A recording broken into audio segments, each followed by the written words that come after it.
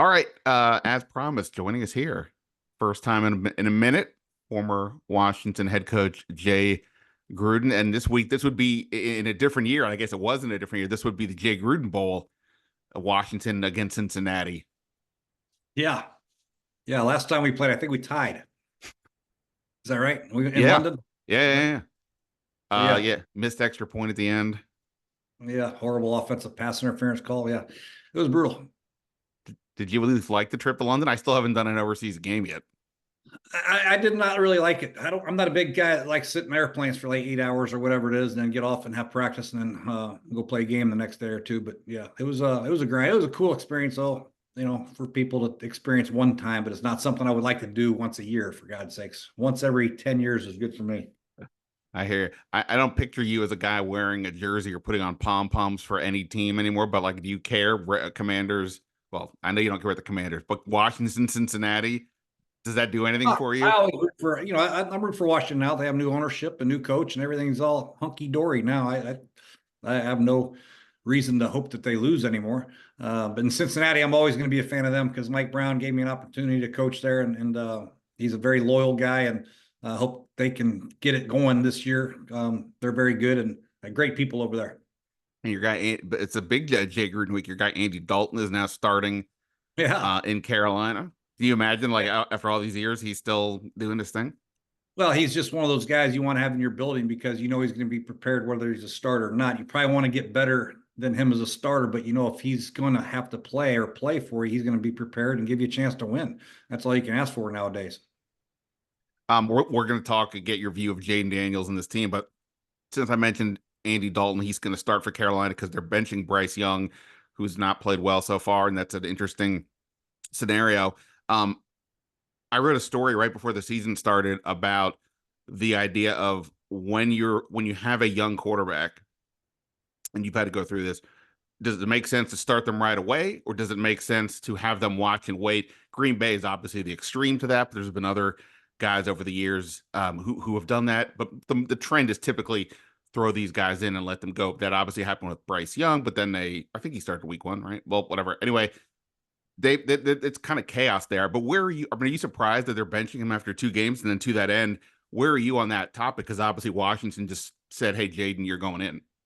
Yeah, well, most coaches don't have the luxury of saying, "Hey, let's let this guy develop for a couple of years, and then we'll play him when he's ready to go." They'll be fired by the time he gets ready to go if they don't perform well as a team. So you got to get these guys out there and show your owner and show the fans that this is the guy we drafted. He's got to perform for us. Otherwise, you're out the door.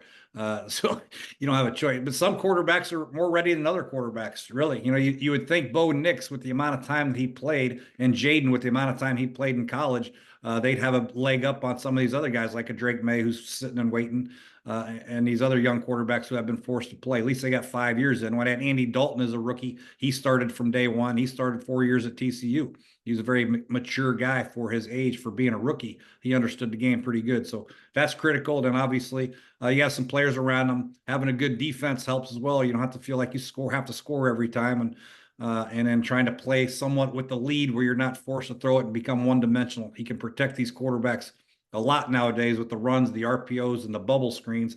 Any quarterback from college can do that nowadays. It's just a matter of when you get down, you become one-dimensional. That's when these quarterbacks are taking a beating. Do you find that I find, independent of football, just people in the world, generations, that every subsequent generation, they are more mature at a younger age? I'm not saying they're not, especially if they're boys. I'm not saying they're not still idiots. I just mean though that in terms of, like, whether it's the internet or they're just, everybody seems to be, or they're more worldly, and from that seems to come an extra layer of functional maturity than maybe was back in the day. Do you see that with the athletes as you've gone through this over the time? Yeah, maybe there's so much information they can gather on the internet now. How to play the position, how to all the history of the game. I mean, there you got the fingertips. I can remember coming up when I was a rookie. I was like, why am I after this big? I was scared to death. These guys were big and fast and strong, and these guys are playing video games. They know offenses. They know every player that's been in the league. They've studied quarterbacks, hopefully via the internet. So they're a lot more poised and ready to go when they come into a locker room, as opposed to years when I was in it. It's just, you're meeting guys for the first time. I'd never heard of these guys. And except on halftime highlights, Howard Cosell or whatever it was, So yeah, just so much more information these guys can learn from on the internet. I love when somebody throws back an old reference that anybody under 30 won't get, but it's right in my wheelhouse, the Howard Cosell bits. That's literally all I do. I spend all my day on Instagram doing the doom scrolling. I don't know if you probably don't even bother with that. You're playing golf. Just look at one video after another, and the algorithm knows I like everything from like the 1970s and 80s. So I just get that stuff, like the Monday Night Football stuff, like all the time. Yeah, that's good stuff. I don't have Instagram. I think somebody has a fake Jay Gruden account, but I have Twitter and I watch a lot of TikTok. My algorithm is all over the place. TikTok though, I think we remembered this from last time. Are you enjoying TikTok? I'm not there. I love it, man. I'm sure the same thing as Instagram and what you're doing. I have a lot of golf videos. I think that's why I'm screwed up in golf. I mean, it changes my grip, my putting. I've got my new putting grip again. I get Phil Mickelson teach me. I did a flop shot today. It was sick. Phil Mickelson taught me, ball front of your stance, open the thing up, weight on your left foot, take it outside and really swing through. I mean, it was pretty sweet. So yeah, I can learn a lot of stuff about golf, and then you get all the football stuff and a lot of good stuff. Instagram is mostly pictures of stuff more than it is. I mean, some people put videos up, but mostly it's like educational videos, but mostly it's just here's where I was at today. Yeah, Or, yeah. or, Well, here's a picture of my baby, or in my case, my cat. yeah, I Uh, don't anybody would care about my pictures of my golf well, swing. I bet they'd like to see your flop shot. You should put that on. Like you give some lessons. All right. Okay. So we'll talk about Washington's offense. About they scored on every possession this game, but they didn't get in the end zone. Only field goals. And I don't know. They're dealing with a rookie quarterback and everything's new. So specific to them, there's probably other reasons. But broadly around the league, passing numbers are down Mhm.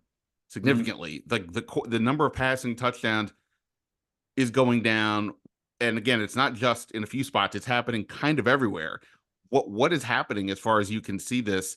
I know like teams were playing, trying to keep like Mahomes and them in front so that keeping too high safety or whatever they're doing, keeping it front. Is that what's happening league wide, or do you see something else is going on? A lot of that, I think you're right. Teams are not giving up the big play as much. They're playing more bend but don't break type. I think just some of the offenses aren't as good right now early in the season. I think offensive line play, it takes a while for them to gel, pick up some of these blitzes. And a lot of coaches are not being really ultra aggressive calling plays. They're protecting their young quarterbacks or their quarterbacks of their offensive line. I've seen more bubble screens in the first 2 weeks of football than I've seen in the last 2 years. I'd like somebody to do a number on passes behind the line of scrimmage, or like thousands of them so far. So a lot of conservative play calling early. I think once coaches get a little bit better feeling for the players they have, the offensive linemen, the team they're going against, I think you'll see more aggression and more production in the passing game. Yeah, I mean, we always have these inflection points of is quarterbacking play terrible? Are there not enough people? Then other times it's like, hey, there's a lot of quarterbacks. It feels like there is a decent amount now, assuming you look at the younger players as not fully formed, but like interesting enough. But at the same time, yeah, the offenses are going the other way. I mean, we've had a lot. Washington just won with 7 field goals the other day. There's been a few games like that already this year. It's very odd. Is there anything in the red zone happening, do you think, that's also causing teams to get bogged down? No, the red zone's always been kind of difficult down there. I don't really know. I can't put a finger on it. I think also some of these receiving cores, not a lot of teams have multiple receivers that can hurt your tight ends. The teams that have good tight ends are usually a team that can put the ball in the end zone and red zone. The Lions and the Chiefs and the Ravens have good tight ends. If you don't have a good tight end or a good back out of the backfield, sometimes it becomes harder because they can double up the receivers and you got to win in the slot on some option routes. And if you don't have that guy to win, it becomes damn near impossible. You can't just throw jump balls to your number one receiver.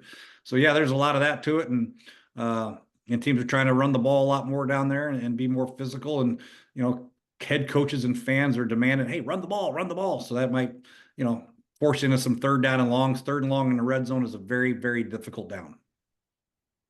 Yeah, no doubt about it. And one thing this team does not have a ton of is the size at receiver, though getting Noah Brown in the lineup last week gives them some of that, and I'm interested to see where that goes. All right, let's get to the headliner. Jaden Daniels, 2 weeks in, we ready for Canton? Or no, I'm just kidding. Are we happy with what we've seen so far?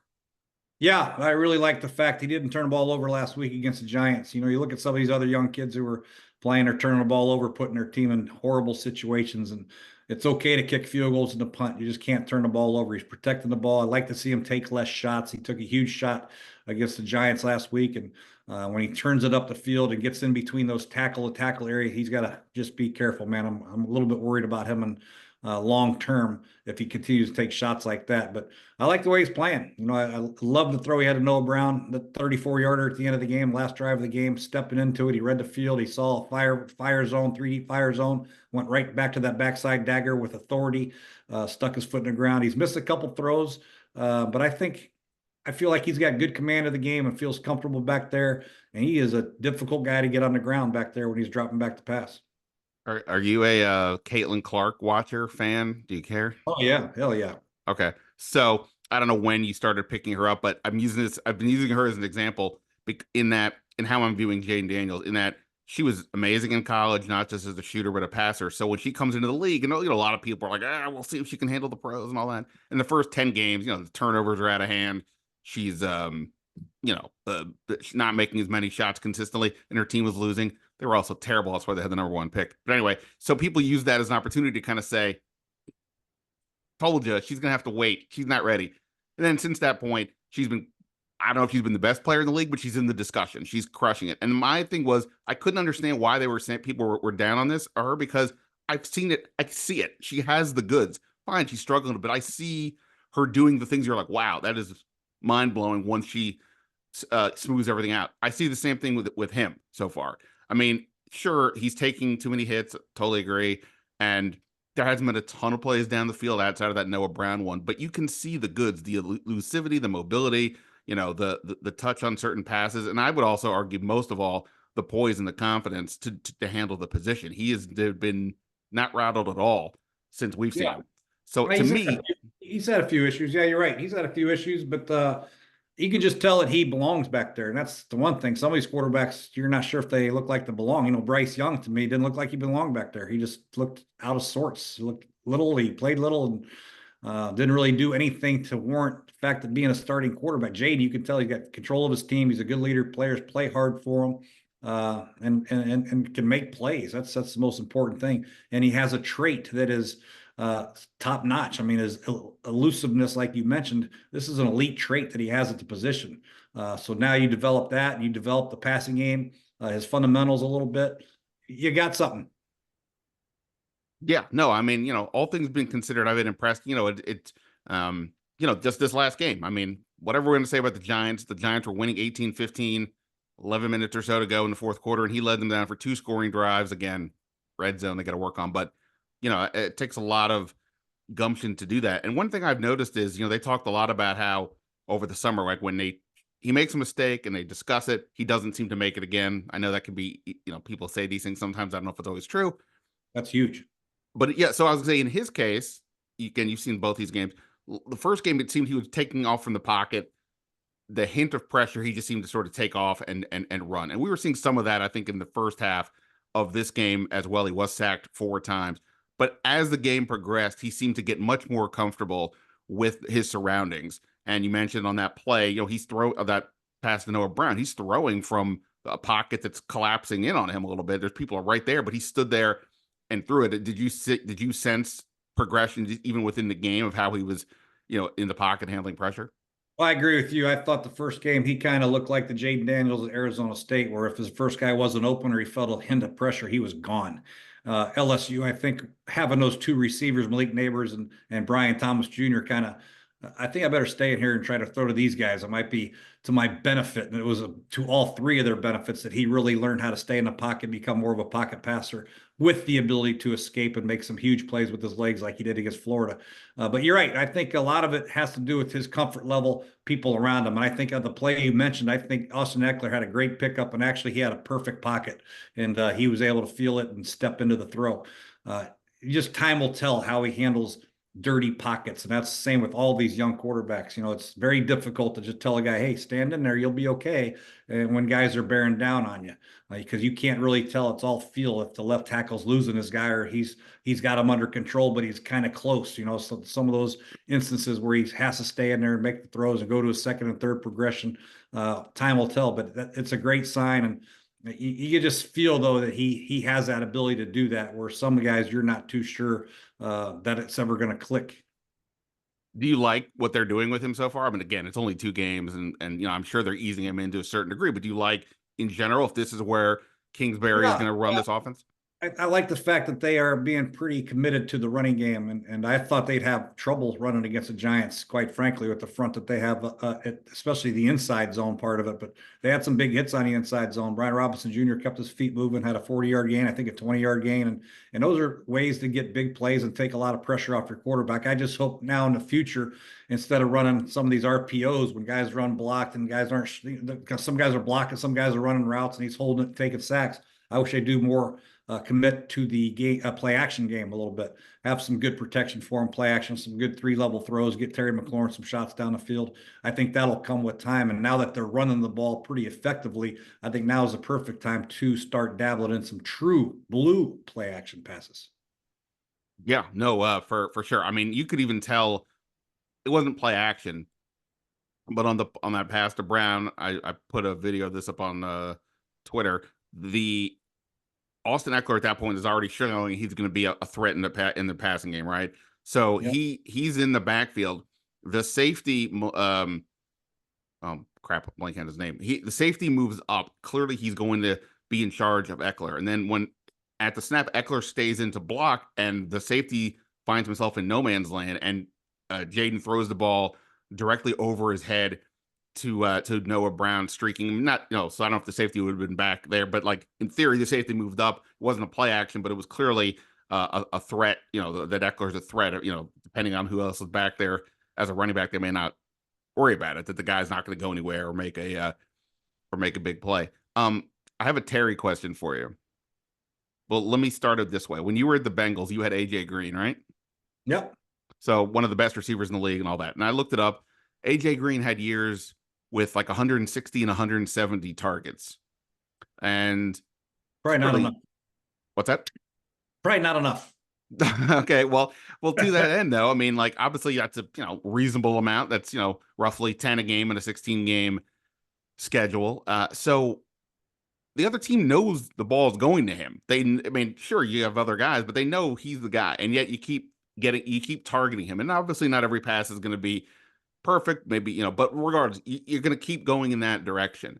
How do you, as an offensive coordinator, make it such that even though the other team knows it's going to go your way, that you still can get the ball to that guy without being overly, loose with, putting it into bad spots, things like that?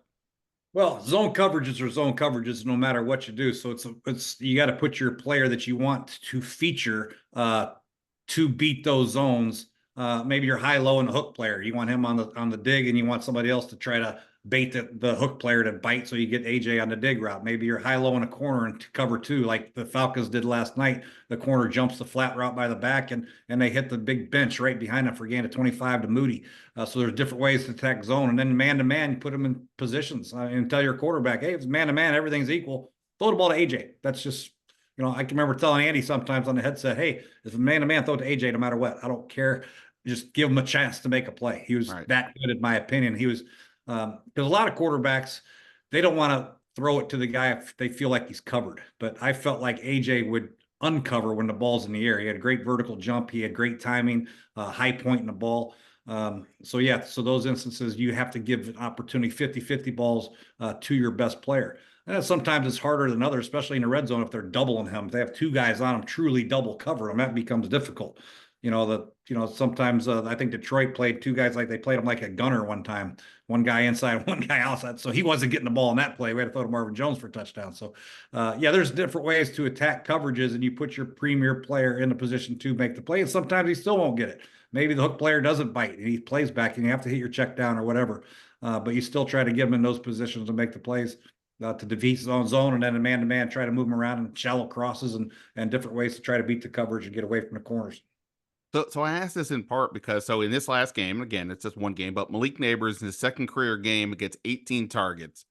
Mhm. Terry's never had more than 14 in his career. And again, it's only one game, but it's been a pattern here with Terry over the years, despite different coaches, different coordinators, whatever, that it's always a lot of, hey, get why don't you throw the ball to Terry? I bet we've asked every coach at some point why or coordinator why isn't he getting the ball more? He's never had more than 134 targets in a season, and that was back in 2020. Now, obviously, they've had a mishmash of quarterbacks, and he hasn't always had great guys playing again on the other side of him. But nonetheless, again, Malik Neighbors, Daniel Jones, it's not like that quarterback's ideal, and they don't have much else at receiver.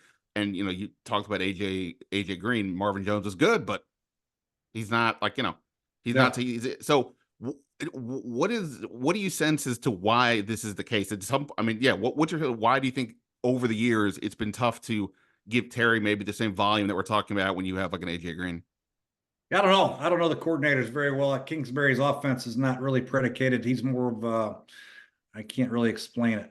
But for instance, Malik Neighbors with Dayball, you have a play called shallow cross. You can have anybody run the shallow cross, anybody run the deep set, anybody run the big post behind, anybody run the curl. If you line up in normal positions, if you always keep Terry on the left and you want the shallow cross uh, coming across, then he'd be the curl runner. I would always make it a plan to feature AJ. I'd put him in motion, let him run the shallow cross, just like Neighbors did 2 or 3 times. So there's ways to jerry rig the system by formation. And right now, I don't think Washington's doing that with Terry. I think he's mainly lining up on the left side. And if the ball gets over there by progression, great. If not, no big deal. But I would try to jerry rig it where my best player would get the ball. Jordan Reed, I don't know how many times we ran choice route with Jordan Reed by changing the formation. And Chris Thompson out of the backfield, some of those guys, and Pierre try to get him on certain routes, and Deshaun on the big post every now and then. So, yeah, that's just the way we did it. Some people call their system and let the play out the way it is. And if it's true man to man, they'll pick the best option. But we always try to jerry rig the system to get our player the ball. Didn't always work out. Sometimes it went to the backside curl, didn't go to the shallow cross, and went to the deep sit, I went to the check wide or whatever. But you tried. Yeah, no, I mean it's just like I said, it's fascinating. And I think at some point when you've switched up all the different coaches and all the different scenarios, again, it's only 2 games. And every year Terry gets 1,000 yards. Not that that's as big of a number as people think. It's like 60 yards a game, but whatever. He'll get the numbers eventually. It's just sort of when you have especially when you have the young quarterback. Not that he looked pretty comfortable again in the pocket in the second half, but you want to hey go to throw it to that guy. he's he's our best receiver, but they're not making that much of an emphasis. But we'll see what Kingsbury does over time. Before I let you go, the defense, uh, Yeah, they're going to struggle. I really don't know what they're good at right now. They're not stopping the run. Singletary, of all people, got 95 yards against them. And if you don't stop the run very good, you're going to be in trouble. Then you have to bring people in the box, and I don't think their corners are good enough to hold up out there. So they got some issues to talk about. I think they got to really hone up their light box run defense, and I think that's number one. So they can play coverage behind it and help out the corners, some cover two, some quarter halves, things of that nature. But they got to do a better job stopping the run. Otherwise, it's going to be a miserable long year for that defense. And yeah, that'll in turn put a lot more pressure on Jaden, what you don't want to have. You got to play good defense to help out your quarterback and your play caller.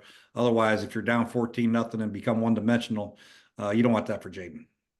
100%. I had to write some story before the year about like what am I noticing with the team, and I wrote that like one of the questions was, do they have enough for Jaden Daniels? And I said, I'm not just talking about receivers and offensive linemen. I'm talking about on the defense, because if they can't stop anybody and he's got to be in a shootout every week, that's not ideal, because now you're putting a lot more pressure on him and not also exposing him to possibly getting more hits, etc. So I'm with you. Like when people hear the run defense and think it's generally fair, you think the guys in the middle, the two tackles, Allen and Payne and Bobby Wagner.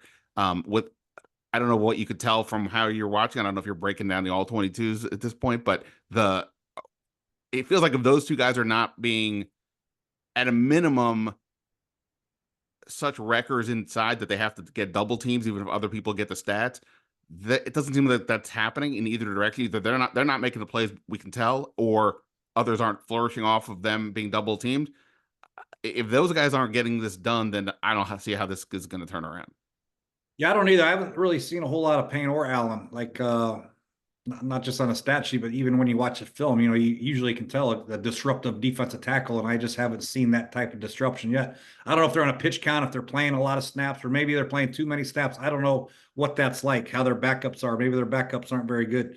Maybe they're not putting those two guys in at the same time very often. They're trying to keep them all fresh, and the guys behind them aren't playing very well. So there's a lot of things that I'd really like to dive into with that defensive front right now. But I agree, when you have two defensive linemen like that, they should be able to, if they're not taking up double teams, if they're playing more gaps and shooting their gaps, they should be definitely more disruptive and making more plays. I just haven't seen it a whole lot from those two guys. But speaking of those two guys and Terry and a couple others, is it weird to you that the guys who we would say are the best players on this team were acquired when you were still a coach? Yeah, it's all. Hopefully, I picked a good player every now and then. Unfortunately, I didn't get to pick a lot of them, but Well, yeah, they're great guys. They're those little can't miss guys. Really, Terry's a great person, great human, great player, and those two guys were first round picks for defensive linemen. They better be good. yeah, no. I mean, yeah, you guys are good. I'm just saying, like, I don't want to get into the whole what happened the last 4 years, but Yeah. I assume you saw this, like last game. Other than Quan Martin, every single player from the 2023 draft class wasn't in the game, or isn't on the roster. Yeah, and they had a lot of people helping with the draft too. I don't understand that they did not draft very well in the Rivera era, and I don't know if it was him or all the other guys they had named as GMs or personnel guys or whatever. But that was a rough draft. Yeah, no, for sure. And just lastly, you talked about now that you feel better about rooting for Washington. I guess obviously last year was the first year without Snyder, but it was still the remnants of what had happened. Now it's been a complete reset from owner. Well, owner was already here, but GM, coach on down. I don't know. Have they reached out to you at all? But because they've been more alumni based, you're trying to get more alumni out. I don't know if the coaches technically count as alumni, but like, have you heard from them, or are you interested in like, hey, I'd show up to some event or whatever because it I is haven't new and heard fresh. haven't heard anything. But yeah, I'd be welcome to it. I mean, shoot, I had a lot of fun coaching Washington football team, Redskins or Commanders. So yeah, I have no ill feelings whatsoever. Whenever they're on, I watch them, and I'm rooting for Jaden to do well. I love watching young quarterback play, and I've known Dan Quinn a little bit. He's a good football coach and a good guy. So yeah, Yeah. All right. Well, cool. I'm gonna let you go. I don't know if you got to go watch more Phil videos or you got to yeah. So study. I got to do my 30 or my YouTube Clean Pocket. If you're on YouTube, go to Clean Pocket. Check out me and Colt McCoy and AQ Shipley. We and Justin Pugh. We do a little show. So I got to I, get ready for. I love the fact that you have a show with Colt McCoy. I mean, this was the ultimate destiny. You couldn't quite get it to work when you guys were Yeah, together here, but now you can talk. You can talk football with him all day long. yeah, exactly right. All right. So where you have 100 jobs now? Where else can people find you? I do some stuff with 33rd team, but mainly Clean Pocket and Underdog Fantasy. If you play those little prop bet things, props, higher, lowers, Underdog Fantasy code word Gruden, you get a little free action maybe. But Clean Pocket on YouTube is our main deal. Awesome. All right. Well,